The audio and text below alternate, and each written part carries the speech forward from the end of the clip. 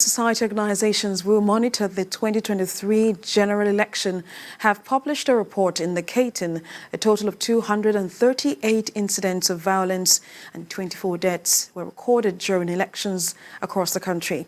This was disclosed at the public presentation of the Nigerian Election Violence Report in Abuja. We have details in this report.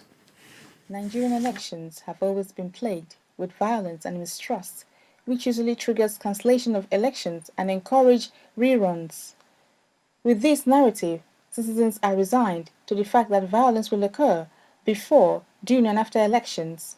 Since 1999, electoral violence has increased with every person election cycle due to internal political party dispute, party rivalry during campaigns and at the eventual outcome of elections.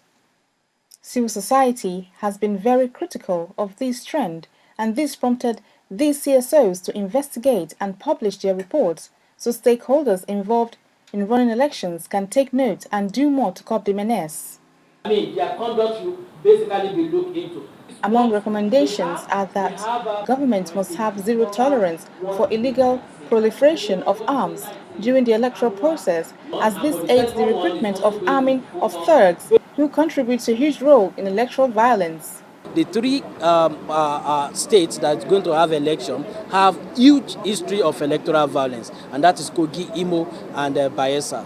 And that is why we need to double up and do the best we can do to foster electoral violence. INEC insists that the reduction in recorded cases of violence during these elections indicates a marked improvement as compared to other polls. He assures Nigerians that the Commission will do more to ensure violence-free elections in Nigeria.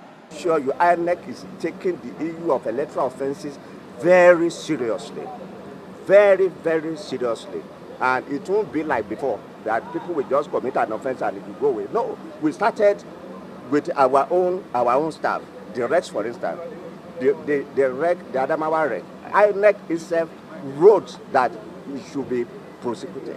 Governments and politicians at all levels are all invited to join hands and put an end to electoral violence across the country, as it is giving the country a bad name. Mariam Mohammed, TVC News, Abuja.